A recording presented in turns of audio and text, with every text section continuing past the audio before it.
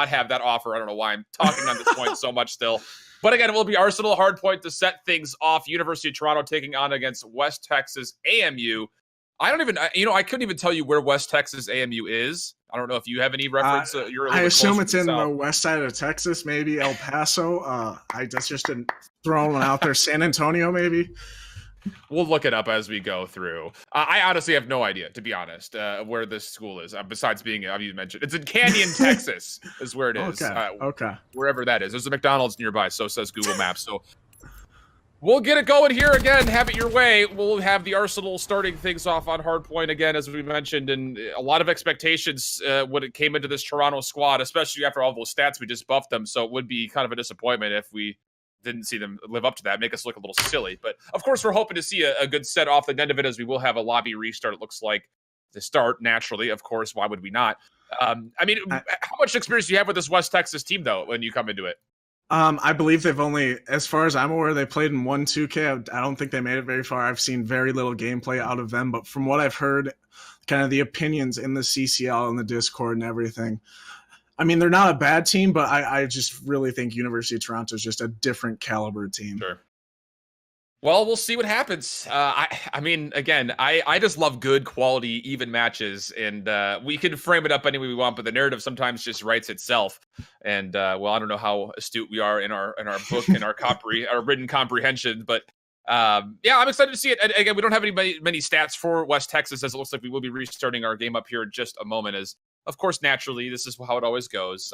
Do you have like a good mind and a good eye for like, all right, we're on this color, so we're going to be starting off on this side of the map? Because I still don't know what side of the map I spawn on, depending on if I'm. To be honest, I play for the University of Utah, and I just basically go, when we're doing map vetoes, I go map by map and spawn in as I'm doing the vetoes before I respond, so I know what I want. So no.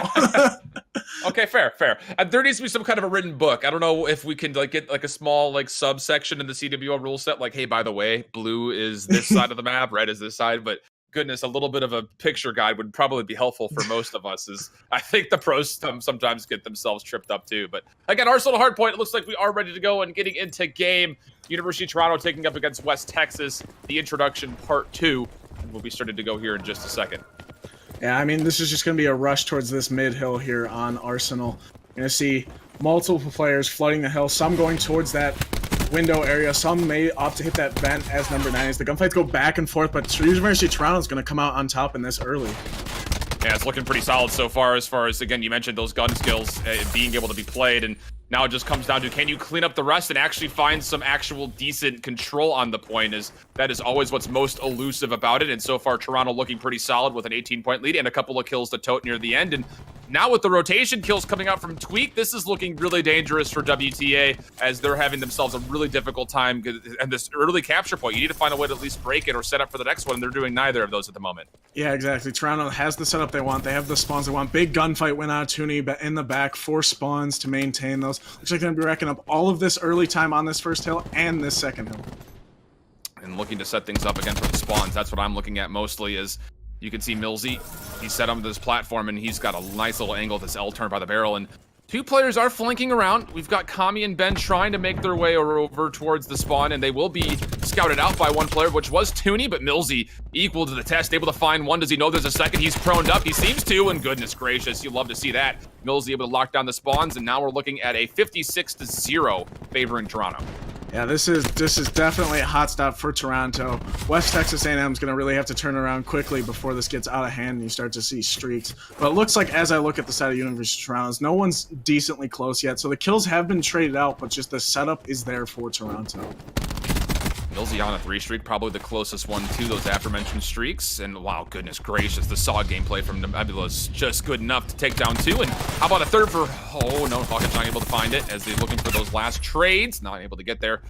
But still, the points still accumulating for Toronto as we're getting closer to 90. Still that goose egg for West Texas. Something needs to change quick. Yeah, looking at the rotation, there's 2 to 3 players out of Toronto already here, but West Texas A&M is going to be pushing this with lots of players, but they all end up falling. This is just going all University of Toronto right now. And to be honest, they're winning gunfights, just not even just winning every gunfight, they're just playing the trade game better than West Texas A&M. Yeah, absolutely. And you saw, I mean, Tooney was the first person here at the the statue hard point, but he played his life out for almost 3 kills, and he comes back, and how about finding 3 more? Goodness gracious, Tooney, he's still on the point, and there's that 15 KD we saw from earlier that we mentioned, and it's paying off. 120-0, still looking good, and you can already see this last 18 seconds does not want to be forfeited at all for Toronto. You have to think at some point you consider, hey guys, maybe we find ourselves the perfect game. That would be absolutely insane. Yeah, I mean, just looking at the scoreboard, you got Tweak with 10-3, I believe. You got Hokage with 13-5. These players are just showing up on the main stage here, and they're really just outclassing West Texas A&M so far. But they're able to get their first couple points on the board over towards this next hard point. Well, if there were to be a comeback to start, it would need to be sooner rather than later, as things are getting a little bit out of hand. As you see, Nebula is able to find himself a 10-5 stat line so far, 11-3 first week. And again, it's not just the fact that Toronto is winning gunfights on the point. They're holding these aggressive hardpoint rotations when they know the spawns are in front of them to keep them away. And it gives them a little bit extra time. Even if they do get traded away, they just get back. And if the worst case scenario, your team gets wiped, you're going to be there on the respawn that much faster. And look at this, just good control from Tweak, able to turn around, knowing where the spawns are going to come from. We're sitting at 165-2. This is absolutely gross. Yeah, and I mean, like, the big thing for the side of West Texas A&M is they haven't given up any streaks yet. So there is a comeback possible if they start to win their gunfights and they're able to get some solid holds. But to be honest, it's not looking like we're going to see that here. TAC 5 is being used in support for Toronto as they will try to hold things down. The Tempest for Tweak. Looking at this middle door, able to shoot once, but no, just over the shoulder. Neither of those connecting, and that's a big effectiveness there. Now Hawkins wants to pull out the War Machine. We'll find 3. Goodness, looking for the 4th. He'll take that one down. Not the full team wipe, though. Impact will be just behind, and he'll be able to take out the shutdown, but it's at a huge cost. Tooney is still there. The rest of Toronto is able to rotate in, and Hawkins, he's put himself on 2 streaks, nearly to the 3rd before he fell. And things are looking even more dominant for Toronto on the back end of those score streaks coming into play. Yeah, right now this is just not looking good for the side of West Texas A&M. Toronto has the superior setups, and they're winning the gunfights they need to maintain control. Right now, it looks like that you see the Annihilator coming out from Tooney there. He's just racking up the kills. Every single player on the side of University of Toronto, I mean, they're just outslaying. 3 kills off that Annihilator, and again, just extra control over the map. 5 seconds on this last point, but again, those don't matter nearly as much as positioning yourself favorably in this middle area. And with this ICR of Millsy, he's been finding quite a lot of connections as he's sitting at 15-6. Nebula will now clear out the window, and it looks like this will be a full surround and control for Toronto. Already up to 215, just a 10 for West Texas A&M. And you can't even point to any one player on the side of West Texas A&M that's underperforming. They're all sitting around 0.5 KDs. I mean, if anything, you got to point at Sparks, but like I said, they're just not winning the gunfights in and around the hill that they need to maintain control. And not even at specialists yet, so when it comes to trying to find a way to break this point open, how do you do it? You just have to win kills and win trades, and Toronto's just too quick on the gun when it comes to trading out everyone who falls on their side, and now we're at 243. Someone has to come in and touch. They can win off this point. Millsy's ready for it. One in the vent. Does he know? It looks like he does, as he's, well, he staggered to check, but not going to make a difference. 250 to 10. I don't know if we've seen it before, but we'll see it now here, Stens. Things looking just as you predicted, I would say. Dominating fashion so far for Toronto. I mean, yeah, just the caliber of players, the names on the side of University of Toronto. These are players you see in tens lobbies all the time. These are players who you see on the grind. And it's kind of what you expected coming in, but I wouldn't say it would be expected to 11-point club them. Yeah. So double-digit club. That's you don't like to see that, but again, I will always say, and we hear this on cast all the time from especially the CWL casters, that when you lose a game this badly, it's almost better than losing a game 250 to 240, because at 250 to 240, you start to really have those second doubts about your mistakes and these little things that could have cost you. There were no little things that cost you here. You could just throw that one away, try to reset your mind, and just approach the search and destroy, which, again, will be on Arsenal coming up next. But you got to take a look at the numbers. I mean, it's just an absolute gun show. I mean, Hawkins with 4.5K coming in and almost 4,000 score. He was an absolute all over the map, and you just love to see some of these stat lines. 23-6 from Tweak. Not quite able to hold on to that 15-point KD respawn that we were hoping, but close. Let's be honest. He's pretty close. Yeah, I mean, just looking at all these players, I mean, there was no one weak point. It's just The rotations weren't there, and they weren't winning the gunfights, and that's how you lose 250-10. And to speak to your prior point about how this is maybe better than losing 250 to like 240, I mean, 10 points though. I mean, that's kind of you get into the same thing. Like,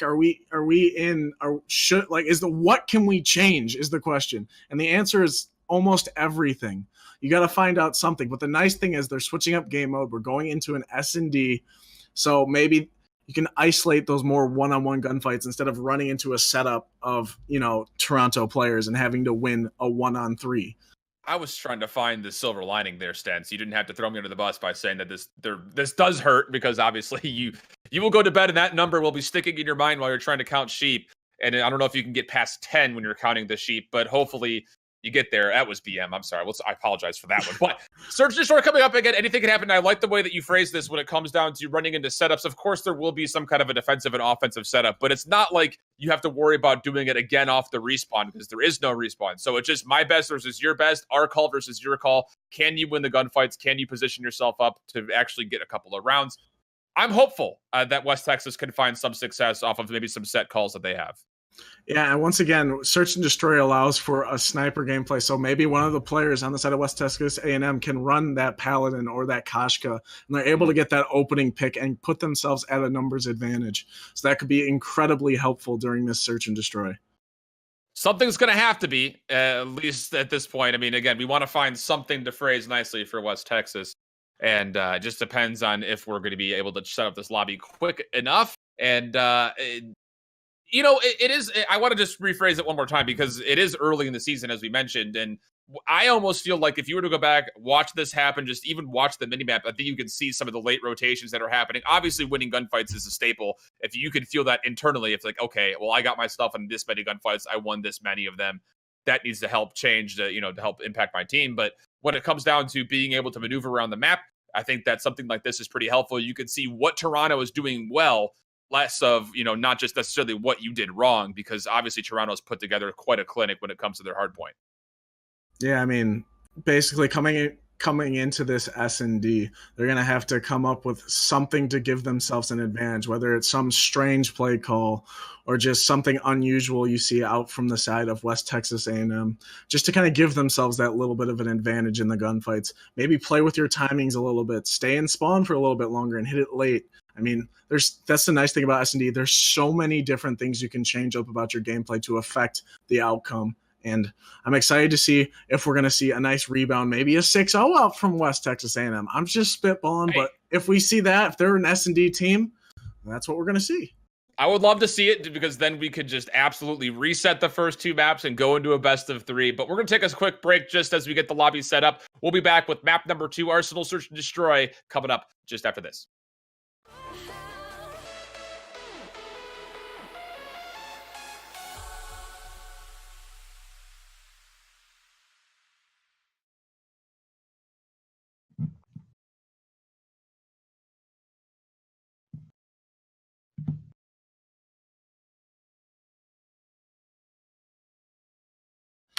Hello, everybody. Welcome back. Sorry about the little tech issues as we switch back in. Again, we are back with Search and Destroy. University of Toronto absolutely handling the hard point versus West Texas on my hold shift. He's Stents, and we've got not a lot to talk about after the first one, but of course a lot to set up for the second one. It really, for me, comes down to, will we actually see some good gameplay coming out of West Texas to possibly bring this one back to a 1-1? It's going to probably be necessary, I would say, as everything from the first time did not look super great. Yeah, as I mentioned beforehand, it looks like there's going to be 3 snipers on the map, 2 for the side of University of Toronto on the defensive side, and 1 from Cami on the side of West Texas A&M. So we'll be able to see here if one of them is able to get a pick. You saw early there was a missed shot out of Cami over towards this A-bomb site. Still 5-on-5 as well. It looks like the defense is kind of rotating around freely as the bomb actually makes its way up through the middle. This is an interesting play. There's nobody here in support, and that is not a peek you want to take for West Texas. There's now the bomb just sitting out in the open of this lobby, and someone's going to have to make a play for it. It doesn't look like, though, Toronto has seen that it's there, and all of a sudden, West Texas winning a couple of trades over by bomb site A, pardon me, and all of a sudden, there is a lot more hope in this round. Yeah, you're able to see a snipe out of Cami. The trade's going down. So 3v2 in favor, but just like that, it's a 2v1. Cami hits another snipe. Not missing the shot onto Millsy right there. It's a 1v1. We'll see who's able to come out on top, Millsy or Ben. Oh, and he had his shoulder for a second. Millsy not going to take the shot, though. Has a Maddox on his secondary. Millsy's going to have to commit to 8, and Millsy's going to be ready for it, but oh my goodness, Ben able to find the opening shot, and that will be enough for West Texas. They get the kills. Looking good, looking small. I like it. Yeah, you love to see that, especially after a game 1 like we just saw. They're able to bounce right back and take that first round S&D. That's going to do wonders for their confidence. They know that they're able to put themselves in a position to be able to win this map. And again, here's that play from Millsy, locking things down nicely, but it just wasn't enough, unfortunately, over there at B. And for now, it just kind of looks like, okay, you got some momentum. How about you set yourself up for a second round in a row, get yourself a defense, and all of a sudden, this is a ball game. Yeah, we're gonna see what University of Toronto is gonna opt to do on the offense side. It looks like they're gonna hit mid. They're gonna send one to probably snipe over towards that A bomb site just to peek, call out that information for their teammates. I like the play as well. A lot of commit just to leave Kami by himself. Tweak, meanwhile, looking to do the same. Sniper on sniper. Hawkins on the other side of the map will find a headshot in the vent. J-Rock did not want to be there. And he will be punished for it. And oh my goodness, the quick scope for Tweak. Can he find one more up and close? Wants to try to find it, but the Mozu will do the job just as well. And both offenses successful so far, so we're sitting at 1-1. Yeah, it was a quick rebound out of University of Toronto. It looks like they just kind of forced those gunfights on themselves, thinking, hey, we know we have the gun skill. Let's go try to win these gunfights. No waiting around. Just push right up mid, able to find the kills, and able to take that round. Now going into round 3. West Texas, it was a shaky offense the first time around, but it was successful, so you have to find at least some kind of a silver lining in the narrative there. They will set things up here defensively, rather, as they try to move over, and Millsy has got himself a really good spot if they do come through middle, but they won't, and now it's just up to Kami. Can he find any scope action here by these gun placements? Back over by bomb site B, and nothing is going to peak yet, but first kill will come to Toronto. Yeah, it was a very standard defensive hold from the side of Toronto as Tweak picks up a snipe there. Send one person to watch that mid lane and 2 to each bomb site to call out. And since on defense it's so easy to rotate towards the bomb sites, you find Nebula with a big 2-piece. Millsy picks up the last one. They're able to win that defensive round. And Nebula from behind, that was just good timing for him as he pushed through middle, wrapped all the way around, and you'll see it here again from his perspective. The rest of the team, you can see just their x-rays through, were able to push up and help support for that third kill. But again, Nebula able to get back, stim shot, 10 HP. 9 more than he needed, though, Steds, and we're looking at a nice little storyline for Toronto, going up 2-1. Yeah, just looking up at the stats here, you got Millsy with 5 kills, Hokage with 4. Those players doing most of the damage in the kill department. And on the side of West Texas A&M, you got 2 players sitting at that 0 kill mark. Hopefully they'll be able to pick up a couple so that they are not stuck with that dreaded 00 clan tag basic thing. Tweak able to start things off nicely once again, and hey, how about once more? Just taking headshots over here, just taking pictures with that scope, able to set himself up with 2. Hopefully we'll see that one again because it was nice. We want to see it twice. Yeah, at this point, I would just not be challenging that man sniper. I'd find a way to flank him, try to get him uncomfortable, because just running into a scope is not working out for West Texas A&M right now. Nice pick right there out of Tweak. You're going to be able to see another one right here on this man right by statue. Cammy, goodbye. Yeah, thanks for playing. See you next round. And we'll go to round 5, 3-1. And Tweaked has got himself a 5-1 stat line, but also 1 score streak so far. He's getting pretty close, well, halfway, just over to the Tempest. Although if he's using the Paladin that well, I think you probably want to just stick with that one. But Nebula close to TAC 5 as well as we set up. I don't imagine we'll see it this round, but very well could if he gets 1 pick and they need the effort. Yeah, it looks like right here they're stacking over towards the wrong bomb site, as it looks like the side of West Texas A&M is going to wrap back towards their mid-kitchen area, just going to kind of sit there and wait and figure out what they're going to opt to do here. Nebula wins a gunfight onto Ben right there. Bomb is now down right there, and they know it. It's going to be able to take another gunfight here, but he loses it to J-Rock. A good recovery for West Texas. Nebula was definitely pushed further than he should have been. but wanted to make some heroic plays, and now we're looking at just a 3-on-4 bomb recollected, and Sparks, he's got an idea that someone's in this pit, but also not going to make a difference. Hokage able to find himself a pretty easy jump shot there, a couple headshots to connect to help out with the assist, and now Impact, oh, this timing is not great. He needs to pick up the bomb, and actually him and Hokage will just go by one another like strangers in the night. But timing is not on their favor, just 18 seconds left. He's able to find one on Millsy. That's some good timing there, but he does not have enough time to plant bomb. And right now he's just got to kind of run around the map, try to pick up a kill, maybe just not die would be the ideal thing here for him. And he is gonna get pinched and not even gonna get a chance as Hokage able to find the kill from lobby. And things looking almost as dominant as was before. Toronto looking smooth and collected. A lot of trades coming, a lot of bait and switches, and just overall just gunfights, all just favoring Toronto. Yeah, we're gonna see Nebula here able to pick up a couple for his squad. It looks like University of Toronto's kind of picking up their game here after that first round loss. And they might be on cruise control here. Looking like it. West Texas searching for any kind of a string that they can hold on to here. But again, you look at the score lines and things are not looking super favorable as you look across to the other side of the scoreboard. Nebula, again, on offense, you typically like to see the Tag 5 being used. Maybe he will pop it here just to put this one a little bit more out of reach. But we're going to start things off with some score streaks from Nebula. The Lightning Strike first. Not just pinging, and now the Tag 5 just afterwards, as it's going to be aggression on the back end of the Lightning Strike. Good combination of specialists and score streaks there. And then he wins the gunfight on Impact in that lobby area. It's a big kill. And we're going to push out the guy standing at the back. The sniper presence is gone. They have full control of this bomb site. Sparks able to find one, though. Tweak does indeed fall right on that back statue area. But Millsy trades out J-Rock. Tooney trades out Ben. Goodness. Nebula gets Sparks. Just like that, another round on the board for the side of University of Toronto. And typically when you see the kill feed going in that rapid of a state, you're typically just going to assume what just happened, which is everybody wearing blue just won their isolated gunfights at the same time. And that is, you know, a kind of an indicator for West Texas, like, okay, maybe we need to work on our double challenges. Maybe we need to find some bait and switch opportunities depending on where they are on the map, because right there, it's just individuals taking isolated gunfights. And obviously, as it went, none of those were won. Yeah, and looking up towards our specialist meter here, none Texas A&M, and you're very close to a war machine on the side of Hokage.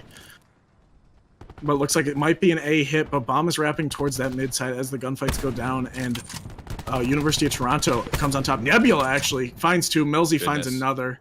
It's a 2v5. Right now, it's the information's gained on one player, too, and Hokage is in the backside of it. Millsy will actually be flanking over someone over the middle. Easy trade. Again, there's a little bait and switch, a little mini pinch. Tweak will push forward with the Mozu, and it's looking like a casual walk through the park here. 6-1.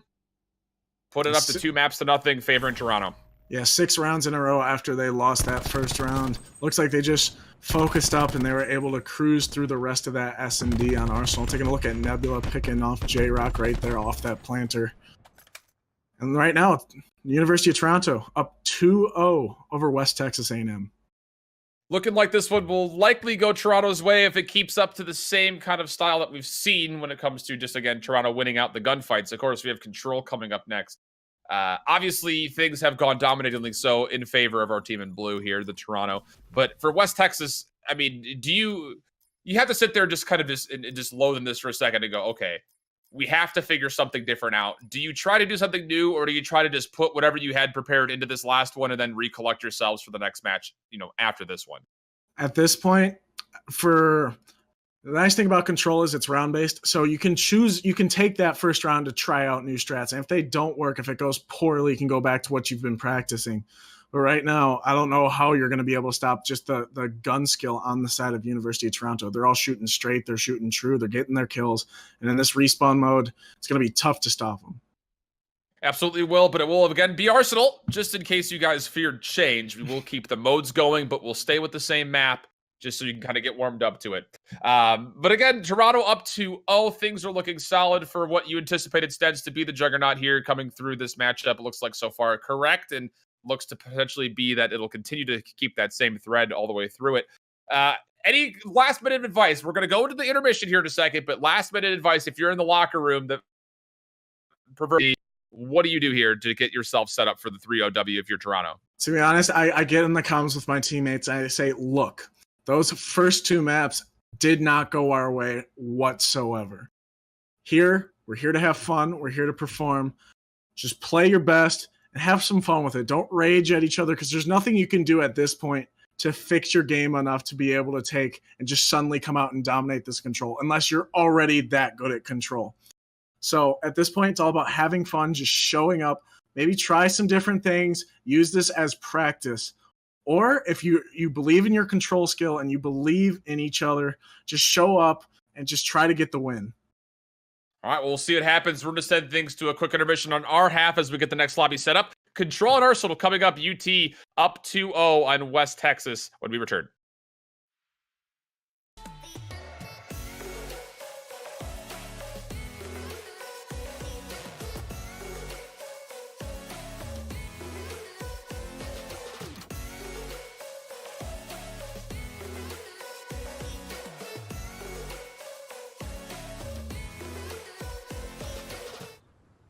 Welcome back, everybody. I hold shift with Stents, and we've got the control once again on Arsenal. Feeling like a home away from home at this point, Stents. Yeah, I mean, every single map so far on this Arsenal, and so far it's been all University of Toronto. And if I'm on the side of West Texas A&M and this does not go my way, I'm going to be but a little bit of nightmares about this map. But as we hop into this control, you're going to see the side of West Texas A&M on the defense. But it looks like you're going to see a 5-man hit onto this A site from the side of University of Toronto. Yeah, I like this a lot, and oh goodness, there's nobody here for West Texas. So now they're going to have to come through these double doors. Fortunately, Tweak will kind of expose himself, but he wins the isolated gunfight. And now it just comes down to it for WT. You've got 4 or 5 members here sitting on the point, and you need to find a way to break. Fortunately, they find 2 kills, so that might be enough, but you need to double challenge this door. One slides in, one peeks. And there's going to be a nice shot from Nebula, a little bit of assistance from behind, and oh my goodness, everyone is wiped away. That will surely be capture point A going the way of Toronto. Yeah, I really don't like that defensive setup. You sent no one to that A site, and University of Toronto sent everyone, and that's so hard to break through that one little doorway, or you're going to have to push through window, and it's just University of Toronto winning all of their gunfights. They're able to cap that site quick. They have the 7-8 kill advantage at this point. It's looking like it's still all U of T. It's interesting as well to note the double ICR setup coming out from Toronto. And it seems to be working just fine so far. First tick of progress at B will go through, and we're looking at a 9-life advantage to Tote along with that. Tooney with a double kill will extend that lead, and looking for a third, he actually gets it. Hokage with one more, and that's a full team wipe, and capture point beat. That should be it before anyone can even touch, and West Texas struggling a little bit on defense. Again, you called it. Nobody over at A let that round snowball out of control real quick. I mean, that's the normal strat you see out of most teams is you try to get that A site first, because once you get control of that B site, you just have those 2 lanes to watch. As we spoke in the pregame, you got that doorway and you have the back ramp area. And once U of T gets set up with those ICRs, with those SOGs at short range watching the doorway, it's just going to be so tough to break in. Right here at this beginning hill, you have the same setup. You have ICR sitting, watching the long range. You have SOG sitting right outside that door, making it so hard to get in, which is why on defense, you have to get there early and you have to get set up yourself. Well, we'll take a look to see if they can make any adjustments on offense. Hokage does have himself a lightning strike, at least to start things off, and just about goodness. Look at the specialist charge comparisons from left to right. Almost halfway on just about everybody for Toronto, and nobody from West Texas has really made a dent in their progress so far, and it looks like they will try to hit A, but U of T ready for it, and they will be able to take down the 2 aggressors that were there. Tommy will try to consider his life for a second and dance around the pillar, but it won't last for very long. A very early stalwart defense here at A for Toronto. Yeah, and you see a difference in the defensive setup right there. You see U of T sending most players to A. You send one to B just to kind of peek, and if he's not there, they push. And now they got him in a spawn trap. They're right up in their faces off spawn, and right now U of T, everything seems to be going their way.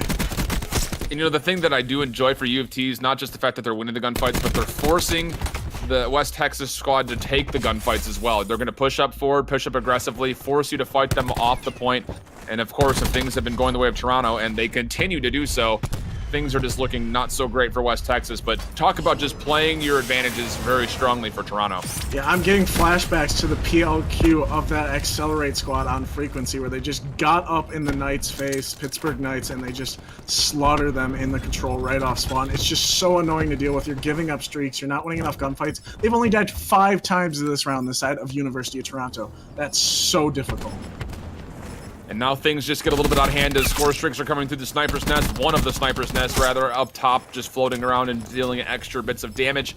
A couple of gunfights will be traded away, but not enough to make much of a difference in this round. We're looking at 2-0 for Toronto, and just about all that they would sing about West Texas this time around. One more round will do it. Yeah, I mean, if you're West Texas, you got to find a way to get out of your spawn, especially now that they have streaks. They're going to be so close to their specialist if they don't already have them, because you're getting outslayed heavily. I mean, on the side of West Texas, you got to find a way to get to the site and hold on this defense here. Otherwise, you're going to be finding yourself out of this series. Could be over quick. And we'll see what happens in this last round. Again, they just sent nobody defensively to A, did West Texas. Let's see if they can make the adjustment and set themselves up for a little bit more success. At least the potential for it. As it looks like Toronto will actually split hit this one player moving towards B. Make that 2 now. And okay, Ben had a number of shots that nearly connected. And Kami will come back in and find himself too. So now the A not nearly as free. One more shot will do it. Jumps on in, looking for the beatdown. Not able to quite get there. Millsy able to find the trade away, and now, okay, we got some pressure from Z-Sparks from the window as well here, Stent. So again, defensively looking a little bit more solid than they did first round out. Yeah, right here, but the streaks coming in from Hokage right there, able to 3, even though one was a teammate, they still have excellent position. They're making progress at both sites. It's looking rough for the side of West Texas A&M. And with attack 5 still in hand for most players for Toronto, although not anymore, as Nebula will be taken down. It's just Millsy toting that 200 HP, but a couple of gunfights starting to go the way of West Texas. So all of a sudden, things looking very much so more doable. Although the progress at both points would suggest maybe otherwise, but the lightning strike comes out to clear out B. Just comes down to can they put one more player over there to try to capture this out. Capture point A will be successfully granted. Still a 9-point or life rather advantage for Toronto, and West Texas will have to struggle to set up defensively here on B. Yeah, and you see the specialist abilities and weapons coming up. Tweak pulling out that Tempest just to try to finish this game right here at Zone B. And it looks like they're going to be able to. They're up 19-7 in live count. Unless these West Texas players go big, no respawns remaining. You're going to have the control of a lifetime here, but as I say that, this game is over. University of Toronto takes the control 3-0 and the series 3-0 in a swift fashion. Very, very swift. Toronto looking just as strong as the stat lines at the beginning of the broadcast we mentioned would suggest. Millsy, this is some of those plays. He does take down one teammate in this exchange, but this ICR was ringing true for him all day today, just locking in those shots. Didn't matter at what distance, and even switching back over to the medics to spawn camp just a little bit. Kami did not appreciate that.